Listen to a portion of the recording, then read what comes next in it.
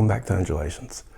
Very excited about this video. It is a tutorial about the Kastle Arp from Kastle Instruments. And if you've used a Kastle 1.5 synth before, then this is going to seem pretty familiar.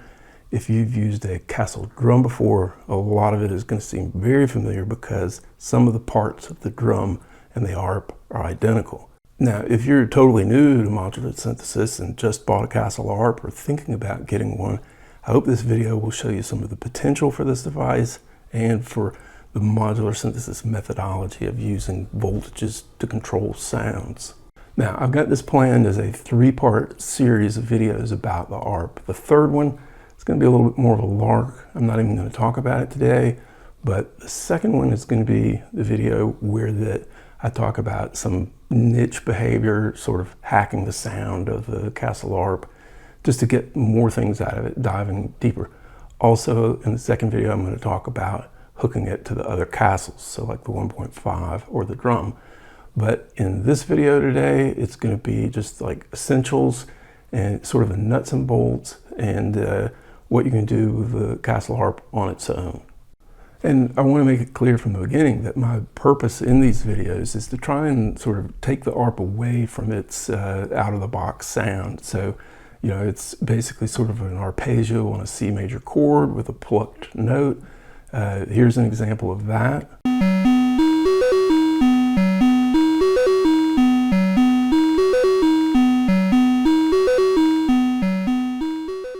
And that setup uses one patch cable and no effects. But I want to talk about how to sort of change up the notes, the ordering of the notes. And so that's about variation in melody.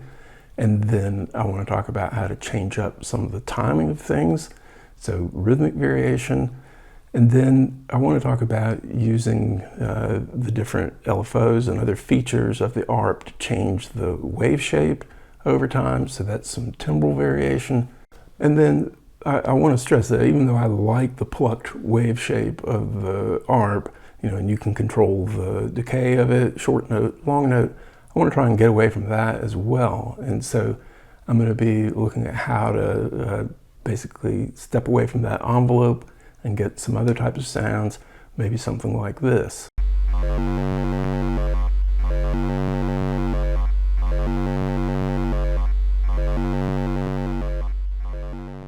And so that was another setup with one patch cable, no effects, quite different. Now, last thing, when we start in just a second, I'm going to do it with no patch cables at first. And so that's going to enable us to learn some of the most fundamental features about the Arp. And then we're going to graduate to using one patch cable.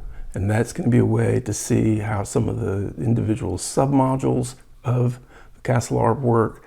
And then after that, whatever, 2 cables, 3 cables, we'll be off to the races. So let's go ahead and dive in.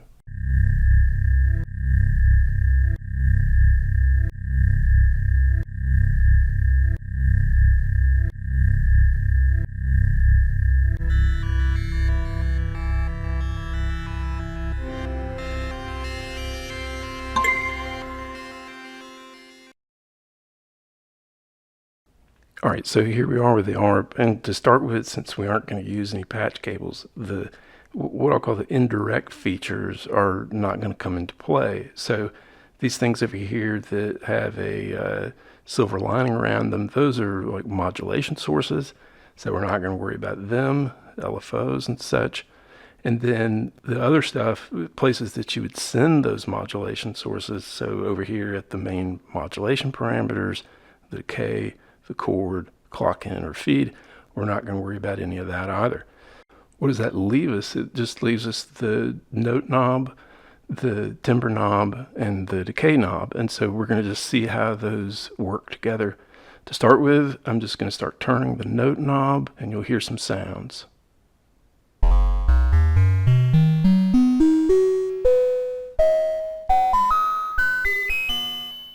So that's a C major chord over like a arpeggio on a C major chord over a lot of octaves, and it's quantized. And so you can sort of think of this note knob as having tick marks where when you cross a tick mark with the indicator, that it'll trigger a note, And then which tick mark it is determines what the pitch of the note will be within that chord.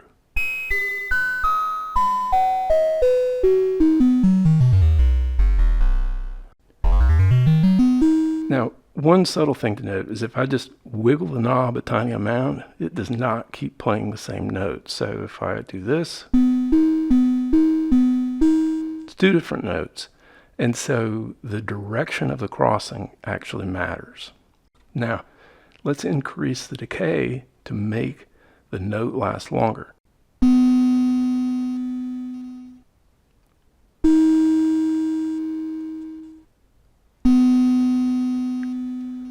Okay, so then the next knob to work with is going to be the timbre knob, and I am going to just turn it all the way down, and I had it up a little because it makes it easier to hear some of the low notes. It gives some higher harmonics in the sound, so if you hear it now, it's pretty mellow. And at the bottom, you really can't even, I don't know, you can hear it if you have headphones on, but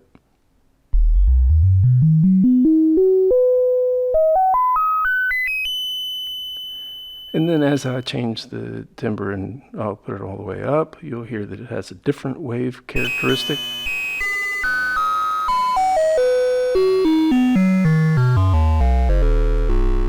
I find that one kind of shrill, and just it's a good point to bring up that, you know, we have other gear typically, and so one thought that comes to mind is that if you sort of mess with the timbre, find something that you like, but it's a little bit too much higher harmonics, you can filter that some to get a little bit of the edge off there. I'm going to pick somewhere like here. Okay, now since we have the long note, we can also trigger a note and then change the timbre along the way. I'll start with it low, trigger it. Now, the last knob to cover in the zero patch cable case is the decay, and it's sort of requires the most explaining, because this is just sort of pretty straightforward arpeggio over the notes. This controls the sound, but this, it's more than just a simple decay. It's really two types of decay, and so the way to tell this, I think, would be to say that up here, right around midnight, is where everything is very short. So that sounds like this. Not a very long envelope at all.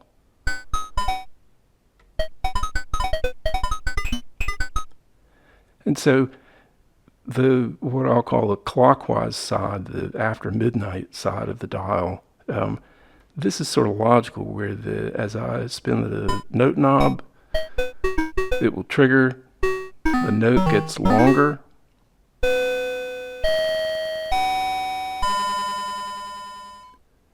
But the key thing to pay attention to on the clockwise side versus the counterclockwise side is the triggering. And so the easiest way to show that is that if I set a really low envelope decay, so short, and I turn the knob slowly, you hear how there's a silence gap in there.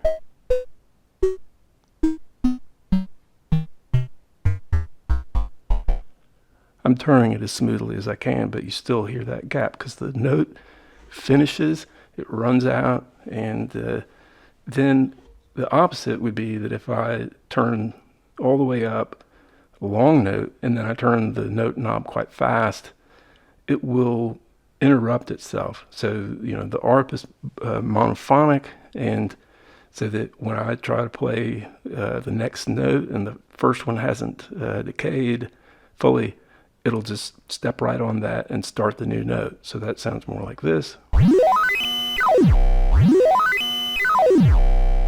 And so the deal there is that it's just, yeah, it's not got time to die out before the next one comes, and it gives it sort of a continuity.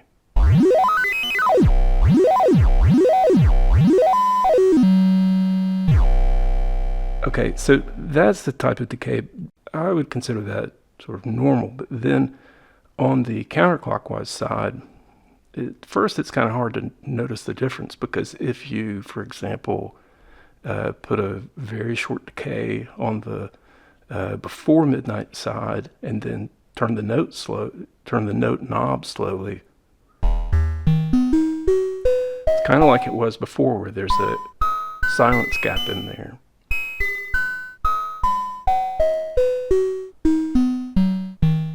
And this ensures that there's a smooth transition of behavior there at midnight. But if you go to longer decays and start trying to turn the knob fast, you'll hear something completely new here. See that I'm turning the knob rapidly. And so what's going on there is that in this mode, over on the counterclockwise side, it will not let itself get interrupted, so every note finishes. And so what's happening here is that it's re-triggering. I'm sort of spamming triggers at the ARP with the note knob, but it can only keep up when the decay has run fully out to 0, so that if I spin it fast,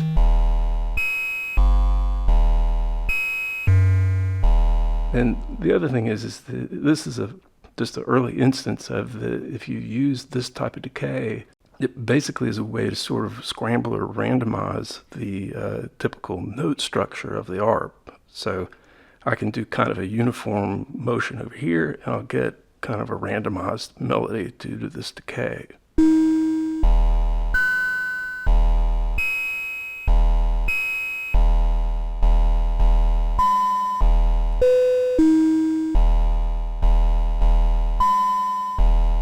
But you'll notice that the timing is accurate. Okay, so I'm just over here spinning it randomly. It's making a melody, and it's staying on the tempo grid, because the tempo in this case is determined by the decay length. And I should say that it's not like some sort of envelope train in this case. It won't keep triggering. It's just that if there is a trigger and the note has died out, then it will trigger, but it will not interrupt. So this is something a little bit shorter.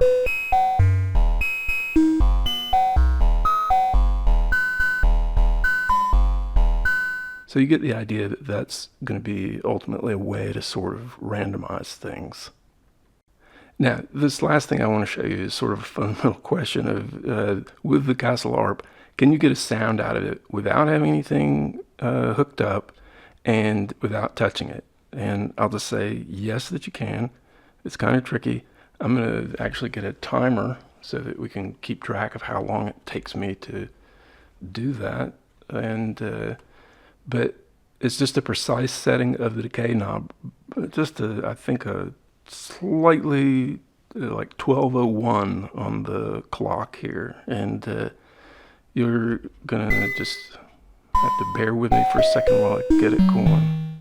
I'm gonna use just a little bit of timbre there, and then try and do this, and you trigger it from the note knob. I guess I should start the timer. I'll edit it out if it takes me forever to do, but hopefully not.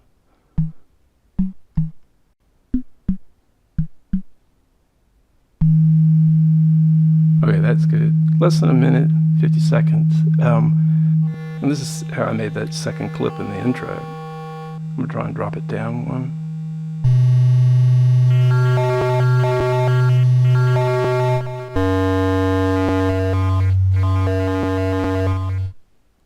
Okay, and it just flaked out.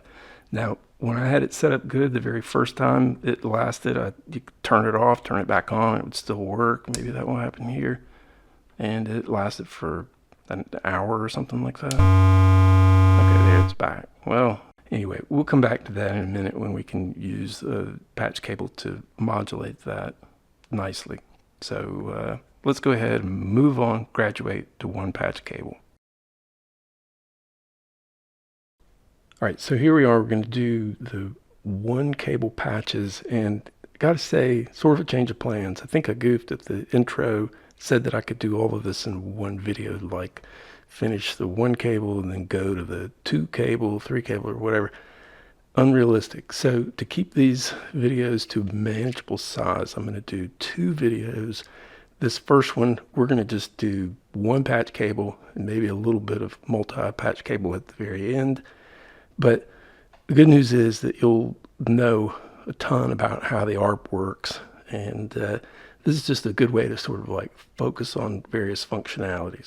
Now, one thing to think about up front is that sometimes a patch cable is going to trigger notes. Sometimes a patch cable will modulate the sound that is those notes. And since I can't do both of those at the same time, I'm going to still sort of be doing some knobs and stuff, and we'll be automating more in the next video. Now, you typically don't hear a modulation directly, but it is possible if it's high enough. So what I'm going to do, just to sort of prove that, is take the pulse here and go from that into the ARP socket over here. That's an output, but it can also be sort of an input, and you'll hear a clicking sound.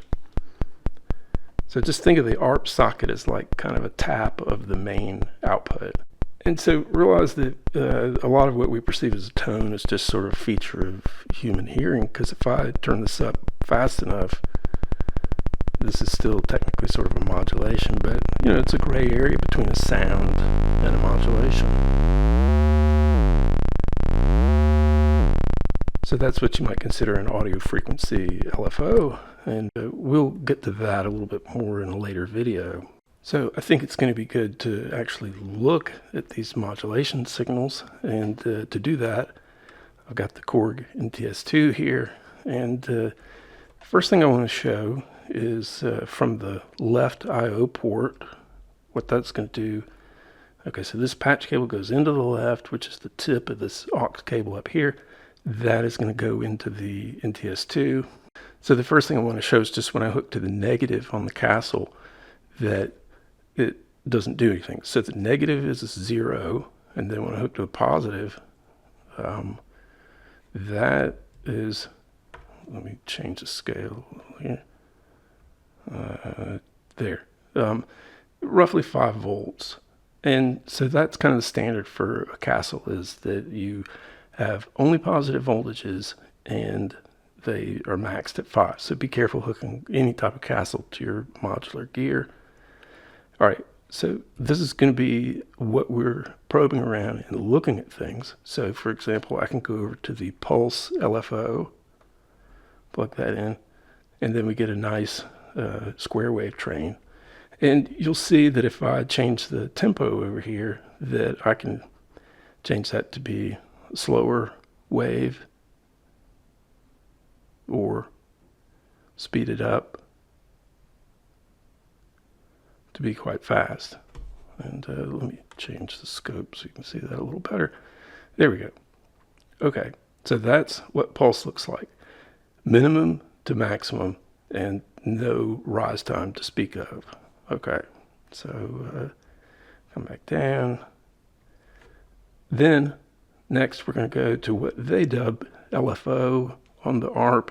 It's the same thing on the drum. I mean, I think of all of these as LFOs, but so when I say the LFO, I mean this one, which is a triangular wave, and I can vary the scale on the scope or just change the tempo so you can see it a little more clearly.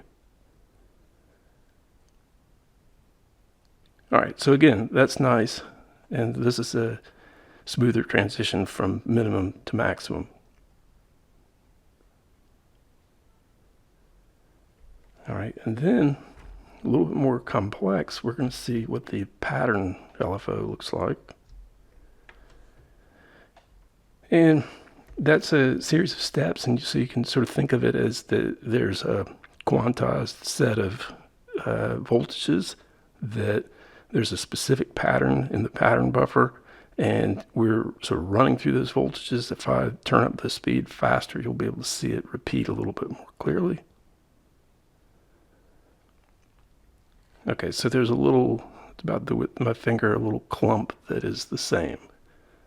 All right, and I'm going to break the one patch rule for just a second and show you what happens if I change the feed, which is sort of like a setting for the pattern. If I change that to negative, it will turn into a smaller pattern.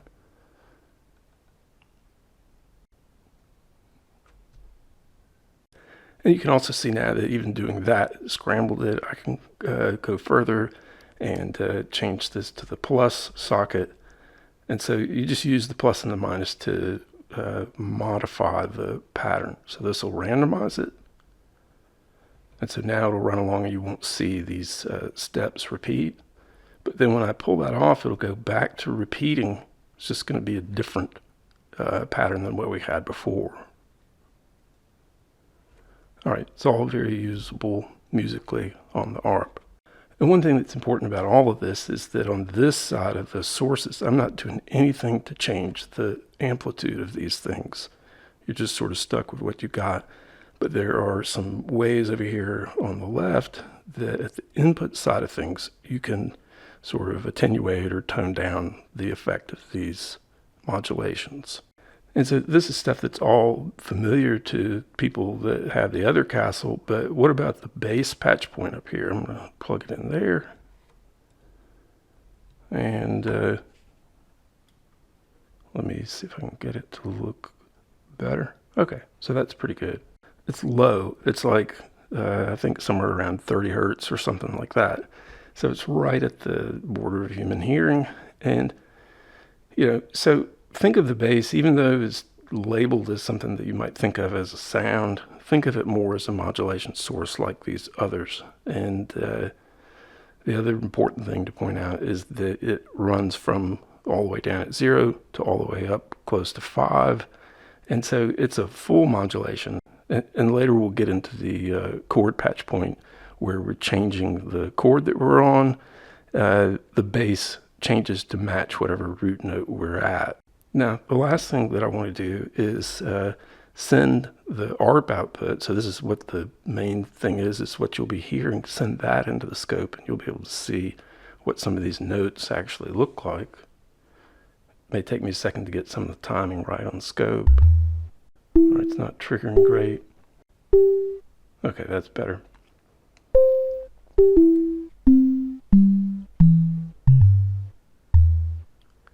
So you can see that everything is still entirely positive, nothing below 0, and it is an envelope that has the audio modulation stamped onto it.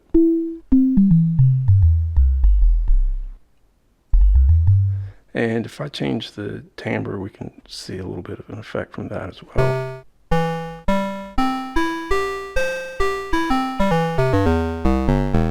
Makes it a little kind of spikier with those high harmonics.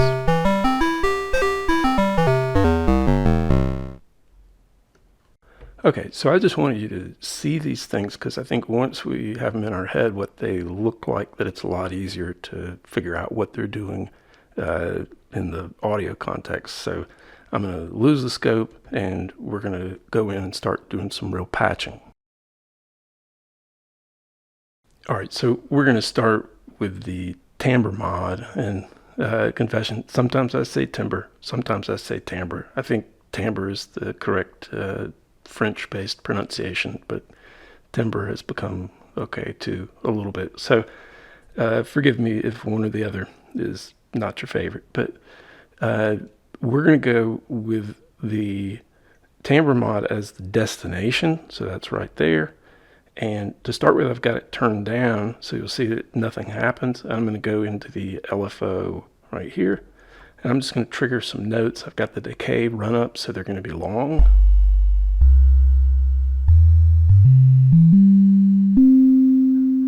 So it lasts quite a bit. Now, I can by hand turn up the timbre. But then, as I start to increase this timbre modulation knob over here, you can start to hear the sweep of the LFO, which is that triangle wave that we saw. I'm going to turn it up further.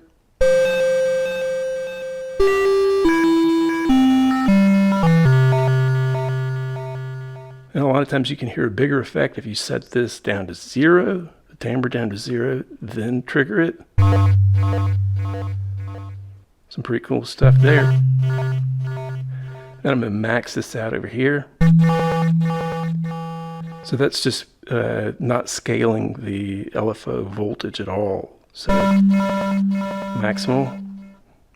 I'll leave it at about half. Now, one thing to bear in mind is that if you have the timbre all the way up, maxed, very little effect from the modulation because it's already been maxed out, and since the voltages are always positive, it's not going to pull it back down or anything like that. So if you start to not hear things, realize that it matters where the sort of the bias of something is, like timbre, and where the scaled modulation is. All right, so then let's move to the pulse LFO and get a sound for that. Kind of a classic electronica type sound, sort of a filter jam type thing. I'm going to turn this down a little bit on the tempo. We'll go to a lower note. All right, that's kind of cool. I'll turn it a little faster, just trying to get a specific sound. Okay, and bear in mind that when I'm triggering it, it's going to be at an arbitrary point in the LFO cycle. So automating stuff can get things to sound smoother and the same in every pass. Reminds me of a scene out of a James Bond movie. Okay, so next thing we're going to do is go from the pattern into the timbre mod and trigger a note.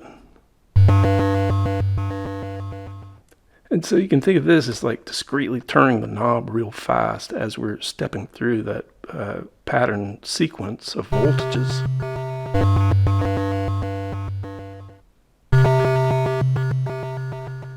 You can turn it up real fast and you'll get like a real roughening.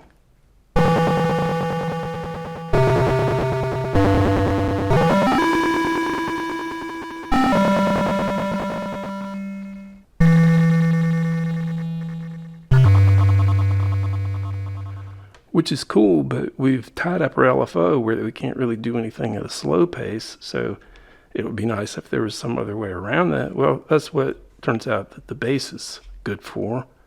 At least one thing it's really good for is to roughen the timbre by patching it into the timbre mod.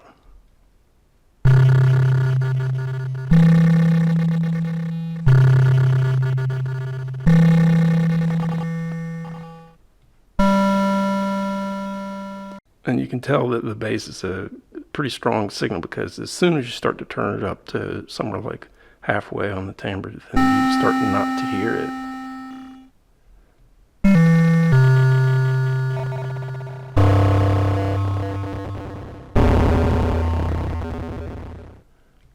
And it starts to be a good way to do noise.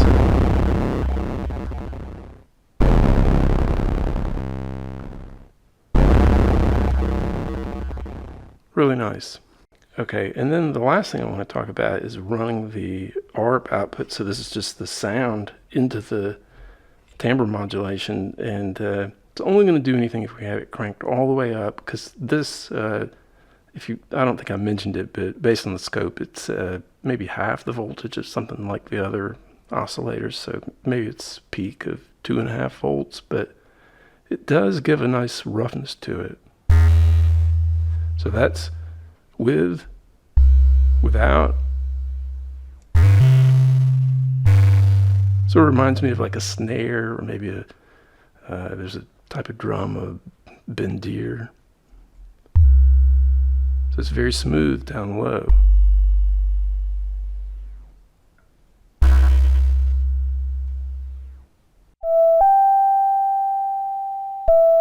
So pure, and then with the ARP, it's a little bit fuzzier, but really like it more down at the lows. Wow, that is sort of a, I guess like a modulation harmonic. Pretty cool.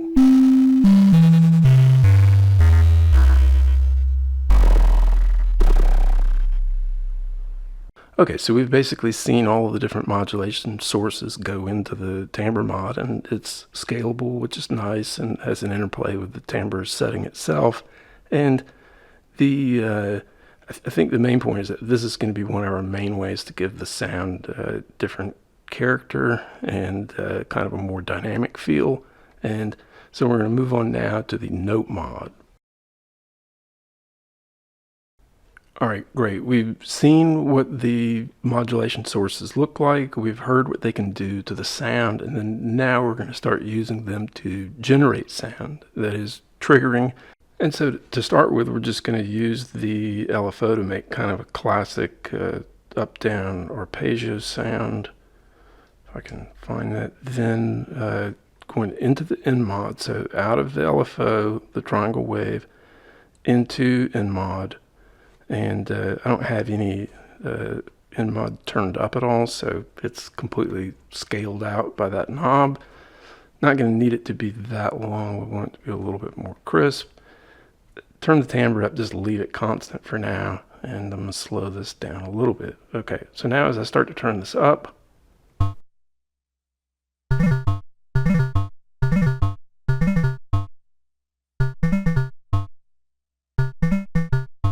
then I'm going to scale it more.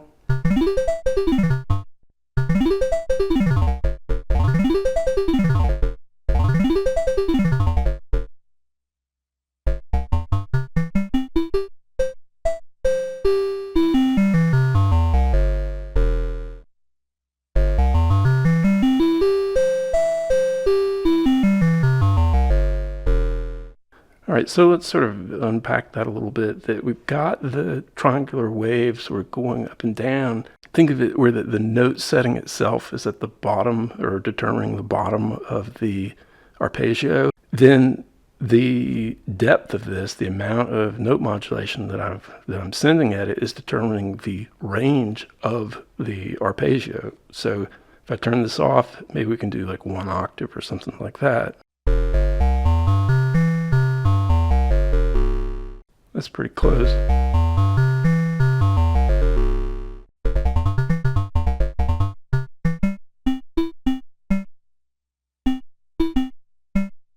And you'll hear some irregularities in the rhythm here, because basically it's this mesh of the tick marks where the note values are, like the quantizations of the note parameter. But for example, you might have the triangular wave go up and fit in between two quantized settings. And so there's no note triggered for a while at the top or at the bottom of the wave. And so that's a way to get some rhythmic variety. It's a little bit unpredictable, but you just have to explore your various settings on it. And I think it's worth pointing out that I don't have note mod turned all the way up. And if you did, it is a huge swing. This is one, the note mod is one that we typically won't have all the way up.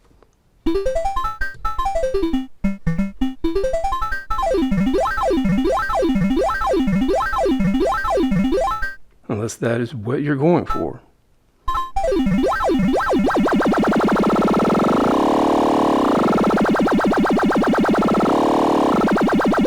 It's kind of a cool arcade type sound, really. A little bit of Pac-Man.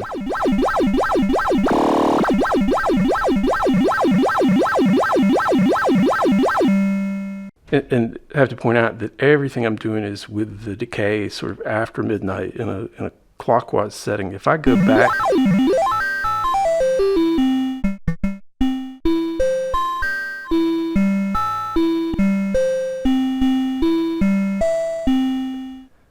so you'll see that the clockwise setting is a way to randomize the melody, or not really randomize it, just select a different pattern, and a way to change the timing of everything, the groove of it. So see what we can do.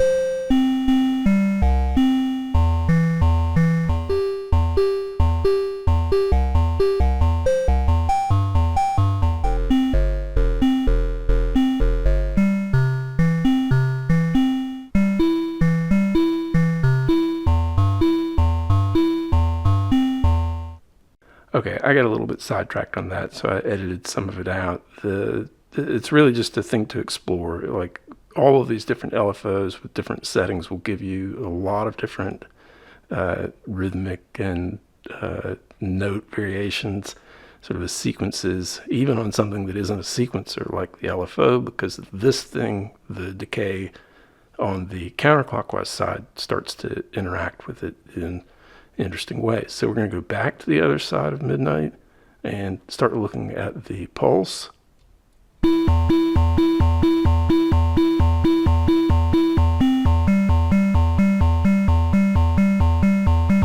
And this is cool and very musical because you can get sort of an octave bounce or a fifth bounce with it, and you just use note to pick your bottom note, and then you tune nMOD to get sort of the interval that you want.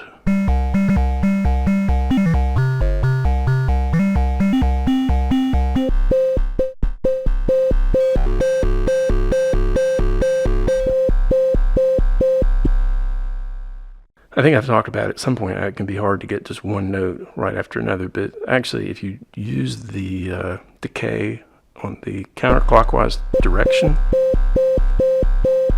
instead of getting the siren type thing or alarm type of thing,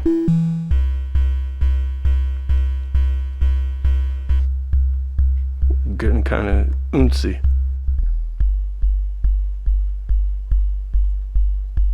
Okay, so I hope you can hear that okay. It may take some headphones to do it, but it's got kind of a good kick drum type of vibe to it. And honestly, if you turn it up a little bit higher, you can get almost kind of like a toms type of sound.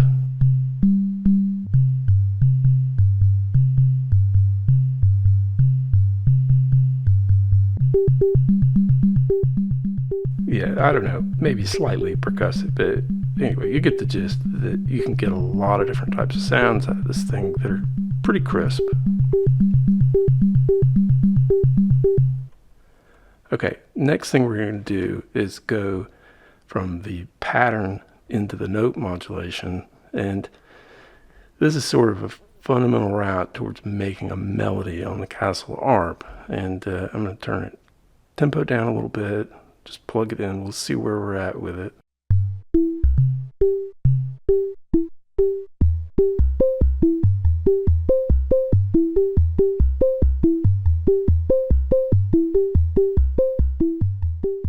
And just bear in mind that this is sort of a, I don't know, it's like an overlay of the discrete voltage sequence from the pattern, and then the voltage sort of tick marks on the note knob, the different voltage quantized note thresholds on the note parameter. And so it can be possible to get a lot of different things, but you just have to kind of keep poking around.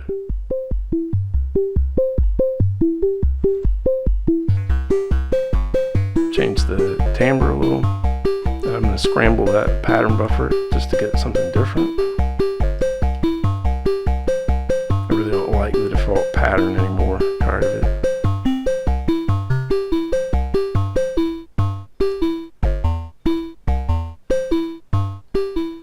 You'll hear that we're even getting some rhythmic variation, because if the voltage doesn't change for a certain amount of time, then you don't get a triggered note. And so the decay can run out if you have it set longer.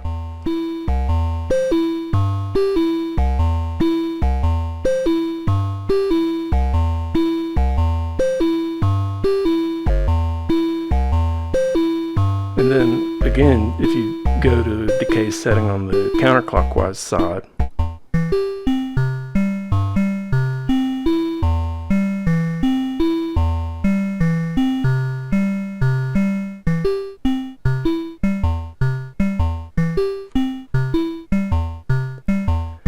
you can get all kinds of different patterns that way. And I can just turn up the tempo to max, and it's sort of spamming triggers. So whenever the wave ends, it picks one out. So you get a more or less random sequence.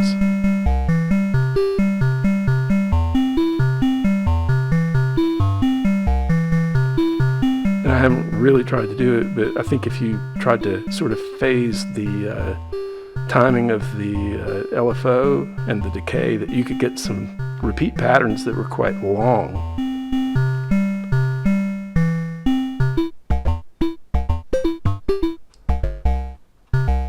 All right, so that's quite a bit to process.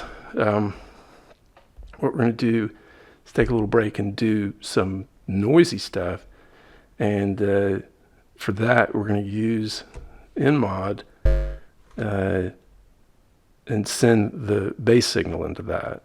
Okay, and in the before midnight, the counterclockwise setting, this is just, I think this is actually is this the one that was in the manual? It might be, but anyway, so we've got a really fast signal coming from the bass, but it is throttle regulated by the decay.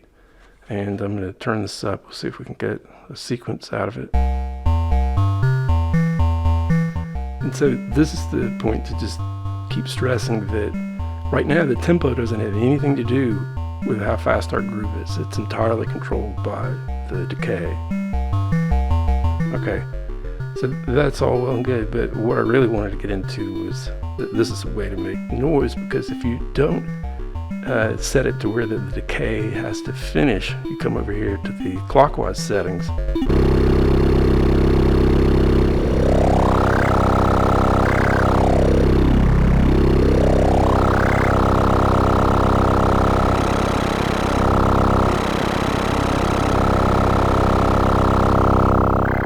So you're sort of controlling the harmonics with the nMOD.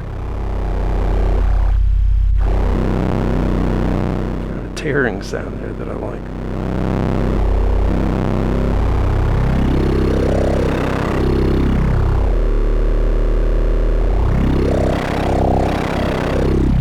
Okay, now I want to move on, but the last thing to cover here is going to be something that's actually really cool, which is that turns out that the ARP signal is strong enough if you send it back into the nMOD and have nMOD maxed.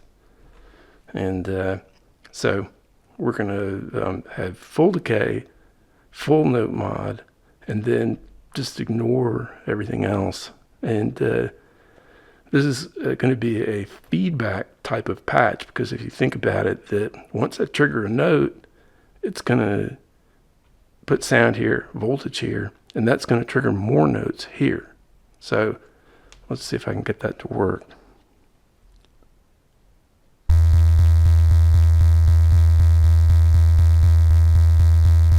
Okay.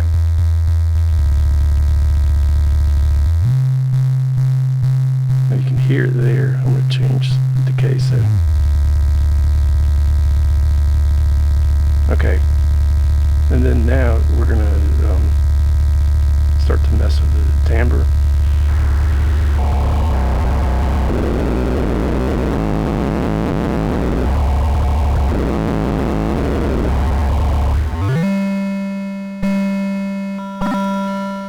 A little bit glitchy.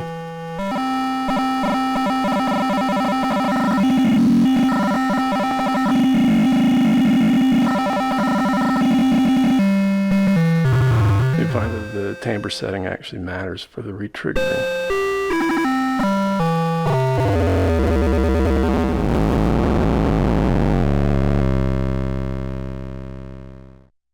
All right, so there's a lot we can do with the nMOD patch point. It's one of the two main ways to trigger sounds on the Kastle Arp, and we're going to look at the CHORD patch point, which is the other way, next.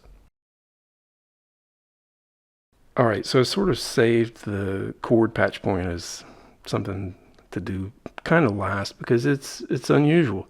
If you have a Kastle 1.5, this little patch point here underneath the plus and minus, use that to change the mode. So you can think of it as kind of like that, where in this case by mode I just mean what the root note is.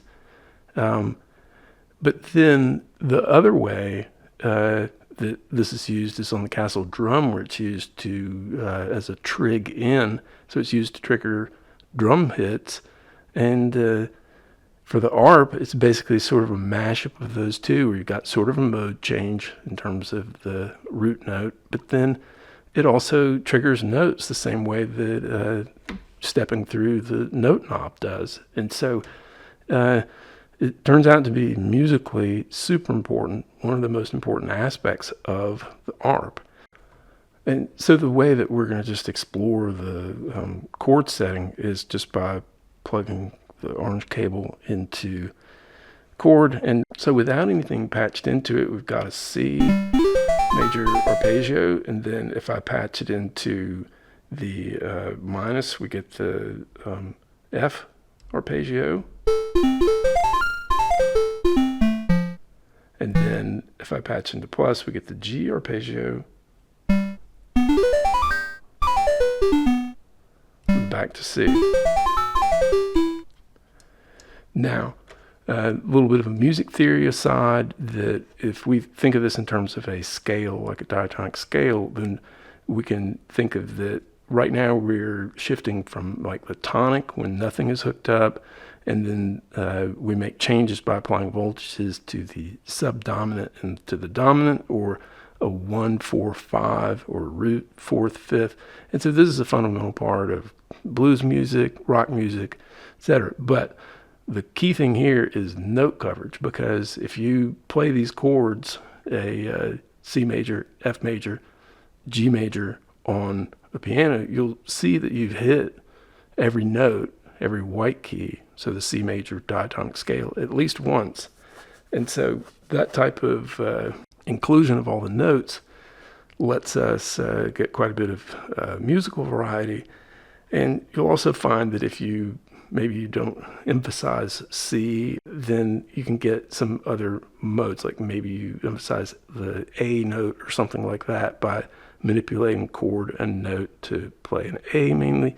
You might get more of a minor sound or that type of thing. So there's a lot of musical potential for this type of scheme.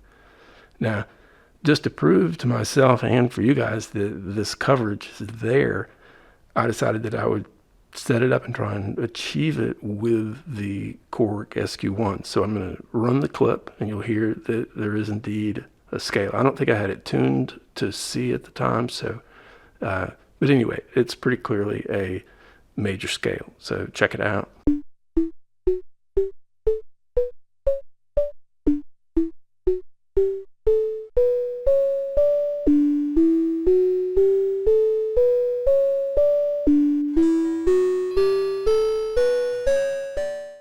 Now, to explain what's going on there, I'm coming in through the I/O with the SQ1's voltages. It has two CV tracks, the A track and the B track. I've got them coming out of the left and the right I/O on the Kastle, and I'm sending one of them, the A track, to the nMOD, and then I'm sending the B track to the chord. And so basically I'm using the lower track of the sequencer. So it's putting out two CV values at a time. I'm using the lower track to determine what the root of the chord is going to be. Is it going to be a 1, a 4, or a 5? And then I'm using the nMOD. I had to kind of tinker with the setting for this and the setting for note. That's going to determine what the interval is for the chord. So is it going to be a 3rd, a 5th, or the root of the chord? And so, I guess not surprisingly, you can combine things the right way and get a diatonic, no, that's a molecule, diatonic scale out of it. So, pretty cool. And I actually did a clip for Instagram and a short on YouTube that was just trying to employ the SQ1 to make something a little more of a groove. Thought it turned out pretty good.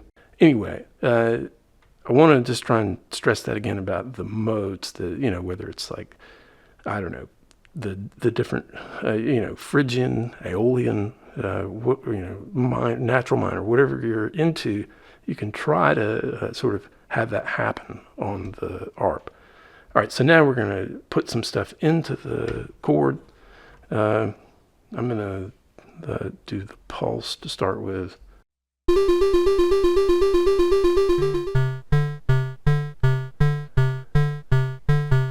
Okay, so what that's actually doing, and we saw this on the scope, is that let me grab 2 more cables, put them into the plus and minus. We can do this by hand. We're going to make the 4 or 5 changes on the ARP this way. So I'm just going plus minus or something like that. Triggering notes the same way that the pulse does.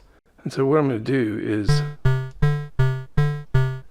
slow this down some and just realize that I can trigger some other notes in between.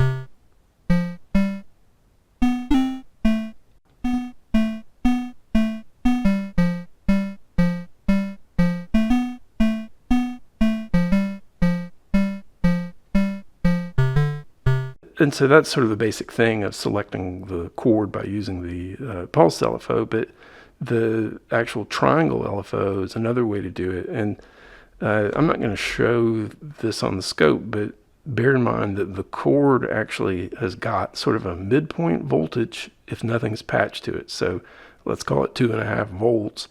So when you patch the negative to it, it drags it down. When you patch the plus to it, it pulls it up to 5 volts. It's sort of loosely held at 2.5 volts, I think, by whatever circuit is in there. But that just means that for this LFO, it's going to pass through a region where it is sort of the same as if nothing was hooked to it. So I'm going to turn it on. So you have 3 different tones there. And I'm hearing some slewing in there where you kind of hear the smoothness of the pitch as it's switching. But if you want it to be more solid, you can go to the before midnight side. Okay, so that's given us 3 different notes there. And then we start to really crack the code of the ARP when we start putting pattern into the chord. And I'm going to go ahead and go to the other side.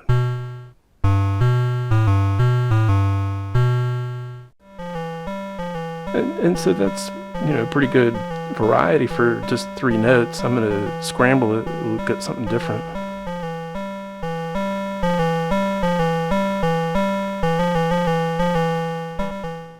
And then, as you can guess, that when we start patching more stuff, we'll be varying the note and the chord at the same time.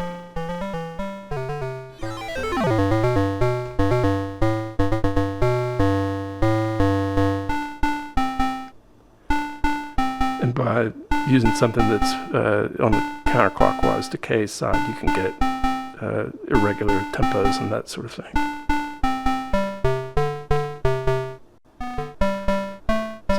We're getting some different patterns out of this, but now what I want to do is come over to the putting the bass into chord. And the thing to think about here is that sine wave from the bass could be pretty much anywhere, so it could be any of the 3 notes of the chord depending on when the decay is low enough to re-trigger. So I'm going to do that.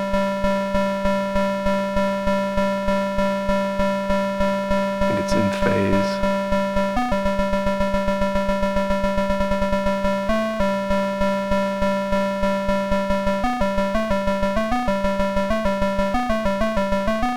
And also, just for noise, if I come over to the clockwise section, you'll start to get some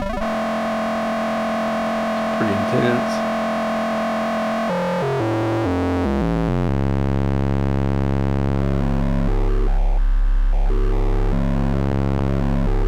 That's yet another way to get some noise sounds. God, that's pretty low.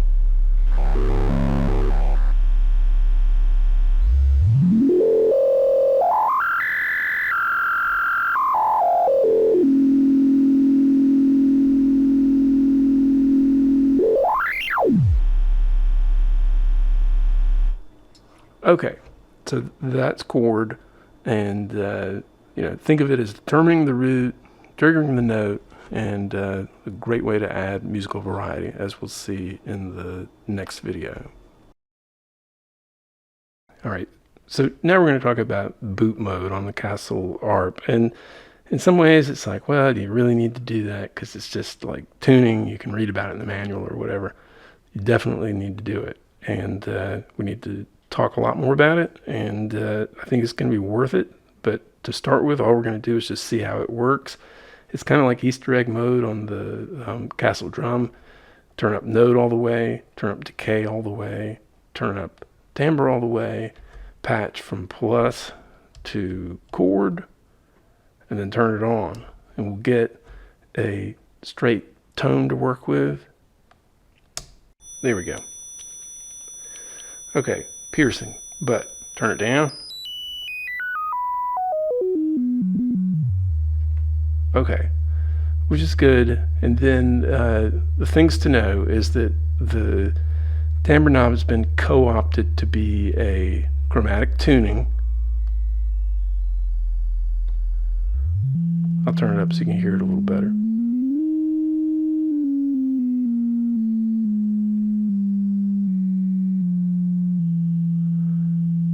Okay, and then the decay knob is a subchromatic continuous tuning that lets us fine-tune things to, I don't know if you had an instrument that needed precise tuning or just a preference.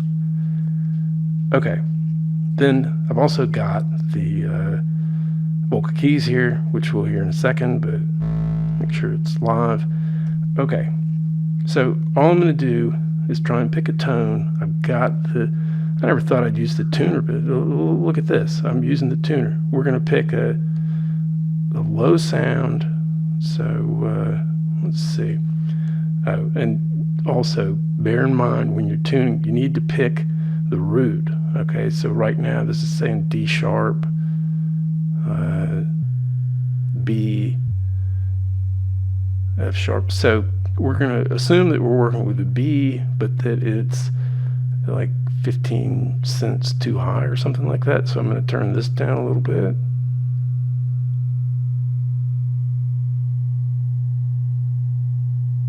Does that seem like a good B? Let me go on the keys here. It's upside down. My mind is blown. No. Wait.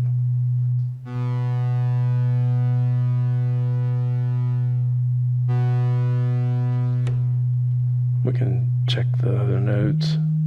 D sharp. Sorry, that was C sharp. F sharp. I think it's pretty close. Okay. All right, now once you've got your tuning set the way that you want it, you can, then you just pull the cable out. And you're out of boot mode. Okay, so now sort of as promised, we're going to try and do that thing where I get it to glitch. And so I'm going to turn nMOD up. These parameters maybe don't matter that much, but I'm just going to see if I can get it to glitch low. Thought I knew an easier way to do it where you like use the LFO to do it, but this is actually not that bad.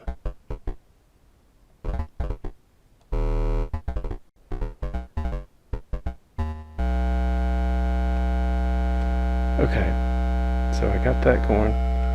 Turn the timbre down. We're going to patch a slow LFO to that. Hopefully that note cut out.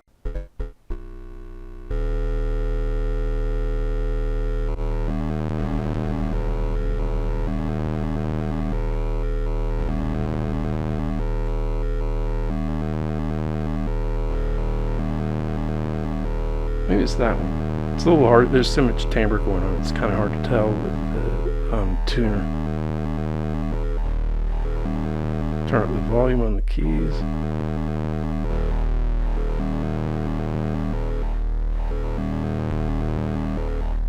So I think that's a pretty cool sound, and then you can add in the keys.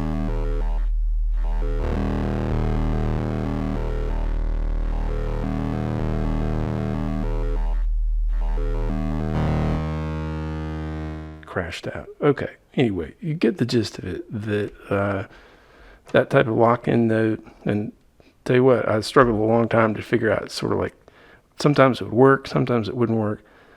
You have to tune the ARP low to get it to work even halfway decent. And I don't know that it's worth it, but anyway, I just figured I would follow up. So that's boot mode. We're going to come back to it in just a second. So let me speak to you face to face. All right, so I feel like that was a whole lot for one patch cable on the Kastle Arp, but I think it's going to be worth it. You can think of this as sort of like a puzzle as we start to make more elaborate patches in the next video, 2, 3, and more patch cables. We're sort of putting the pieces together that we've learned in this video. So normally to close out a video, I'll do like an ambient piece, no talking, that sort of thing. But in this case, I want to talk. I want to do a more elaborate patch, something that's fun and interesting and easy to kind of like share, and I don't want to make you have to wait for it. One sentence, you don't have to come out of boot mode, okay? You can patch while you're in boot mode. Turns out to be quite interesting. We'll talk some about that in just a second. I'm going to be running the ARP through CHORD MTS1 space reverb, and I decided I might even try to add in a little bit of the Kastle drum as well. So let's hope I can get something good. Haven't really tried this, but that'll be part of the fun, and appreciate everybody watching.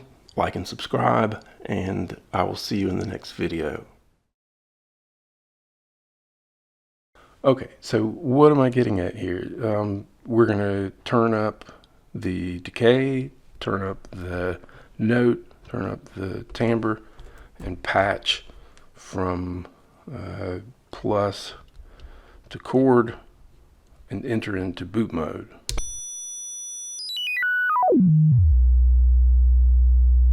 Turn these modulation knobs down at first. And okay, one thing is, again, we don't want to be all the way up on the timbre. The important thing is that we can still do some stuff even though we're in boot mode, but let's just sort of go through that all of the LFO stuff is going to work, and ARP and bass, they work. We're not going to be able to do chord because it's tied up with the lock patch for the boot mode, but if you think about chord, that was what gave us the melodic diversity, the tonal diversity. Well, we've got that over here now with the timbre. Let me turn that up so you can hear it a little better.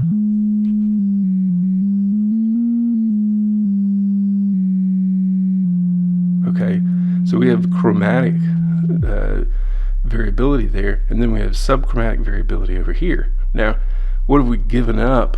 We've given up that we have control over the timbre. It's just sort of a default that sounds like this.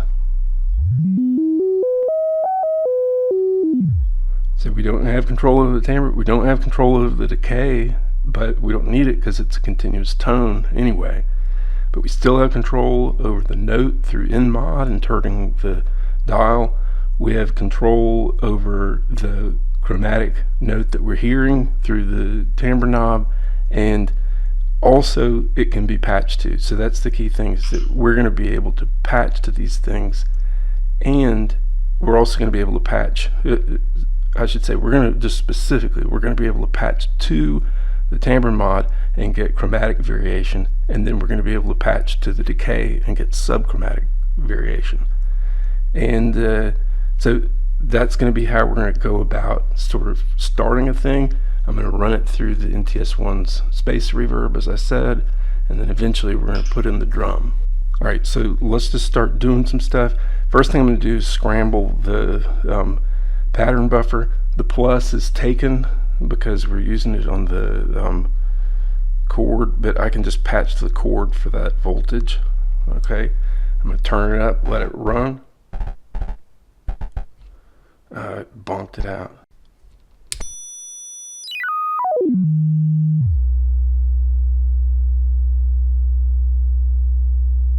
Alright, so to start with, what I'm going to do is just try to scramble the pattern buffer a little bit. I'm going to use the negative, so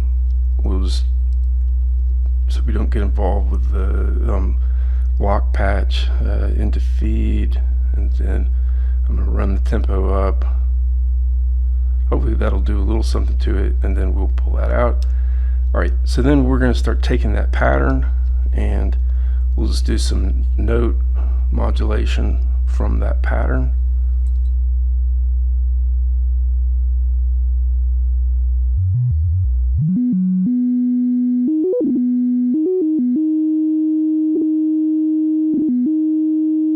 Okay, so it's not much at this point, but then we're going to add in the pulse to the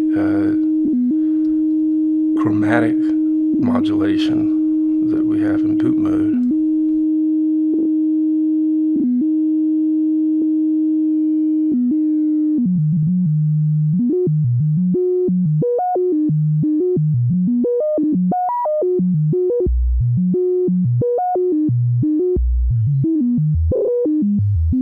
I had the timbre all the way up, so it was locking it or clipping it.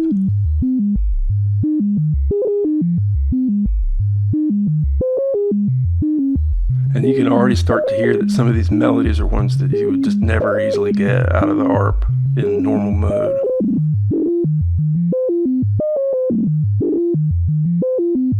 Now, we had to give up control over the timbre, but we can still sort of razz it up a little. I'm going to send bass into the decay.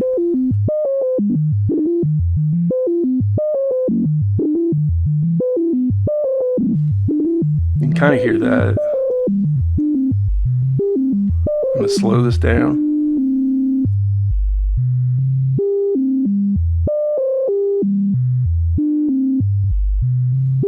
Maybe broaden the range a little.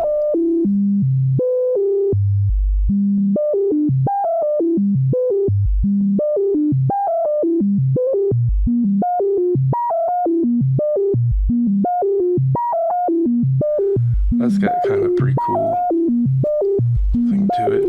Now, we're not using the LFO at all, so like the triangle wave. Maybe that's okay. I'm going to start putting on the reverb. Might find that we want to slow it down when we have the reverb. I got to do a note to wake this thing up.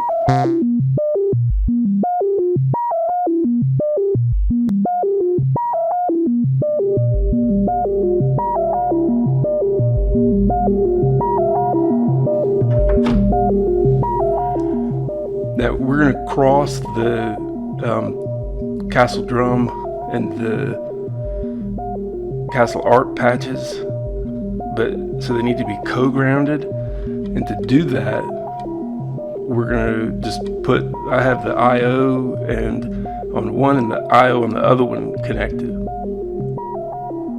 so now they're co-grounded. And what to do? I mean, we're kind of wide open. Oh, I don't have any sound coming out of the drum. I decided I'm just going to do this with a speaker. So I've got a little Bluetooth speaker. I'm going to run it right into my voice mic. It'll be different. We won't have reverb on it, but it'll give it maybe some character.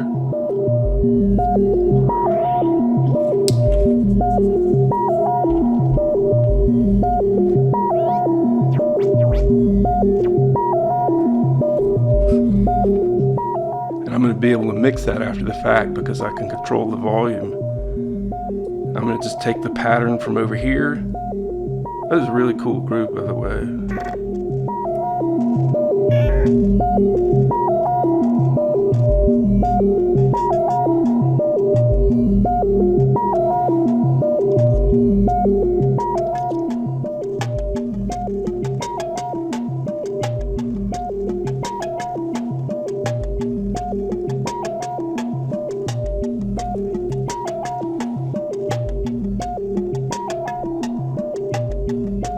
I'm thinking about what to do with the pitch, maybe match it. So now I've got the pattern from over on the ARP going into the drum mod on the Kastle drum. Chain it over to the pitch. Try and tune it a little.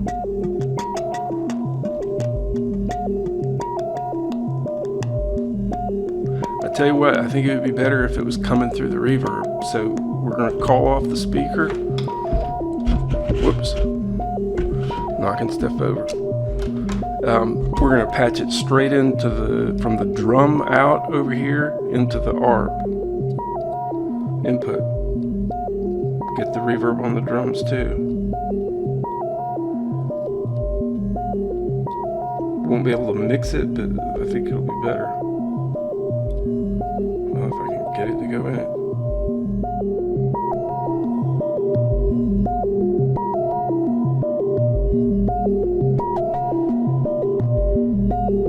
Subtle.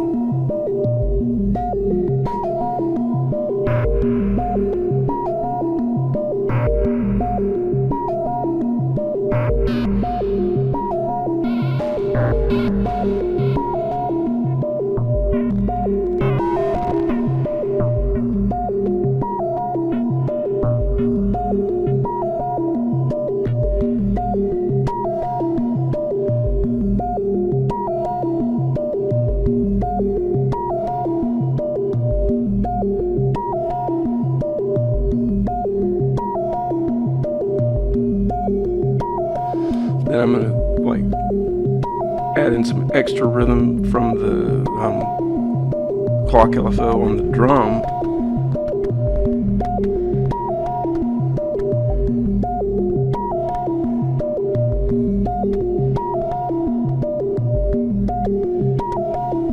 I don't like that. I'm trying to think about how to make that happen. Maybe the LFO over here.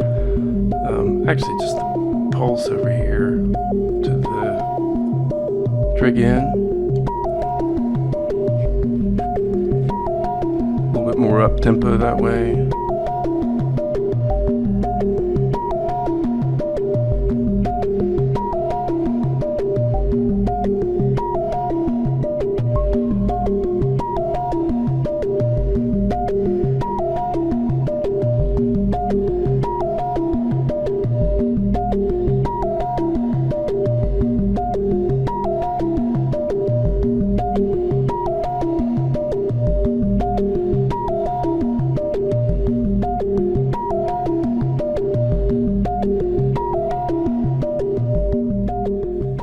It's simple, but I like it. Let me, I'm trying to think about how to do this without having to go get another patch cable.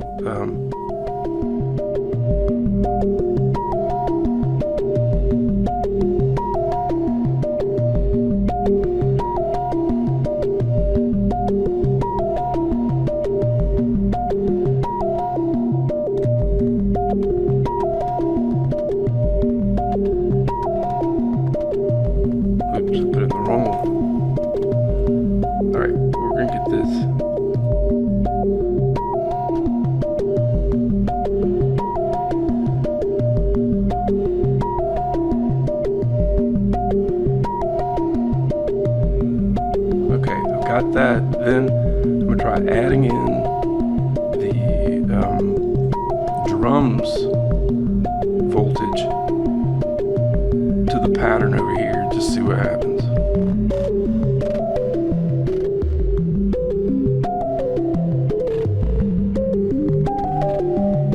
Break. And they're at different tempos, so we're getting like some chord changes. I'll slow it down a little. So we get more of a pattern, like a whole pattern.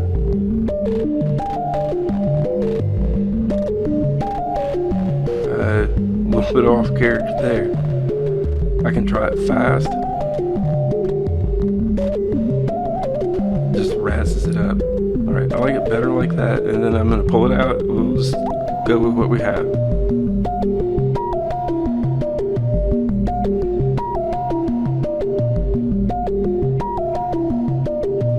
Alright, I'm going to hit the lights. So I'm pretty happy with that. It's got a nice groove, and that tone, you're not going to get that in the normal mode. So that chromatic roll is entirely coming from having it locked in boot mode.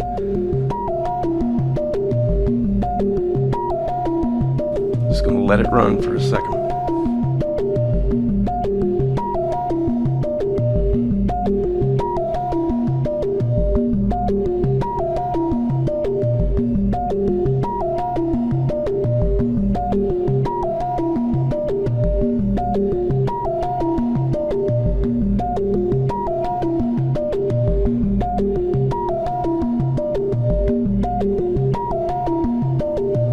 now, to really like test the situation here, I'm going to scramble the feed. We'll just see if we can get something else that we like.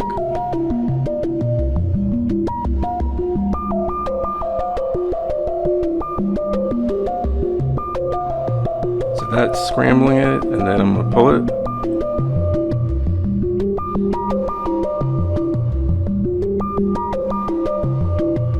Sounds a little aggressive. I'm going to try and mellow it out a little.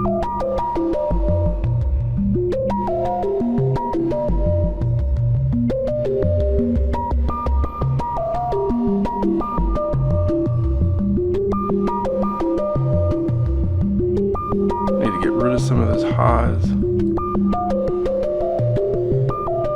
going to switch it to short pattern. Patching the feed to minus.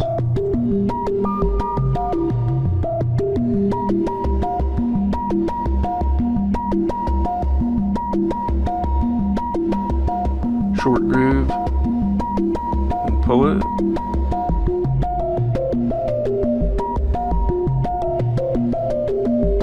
Wow, I think that's kind of pretty.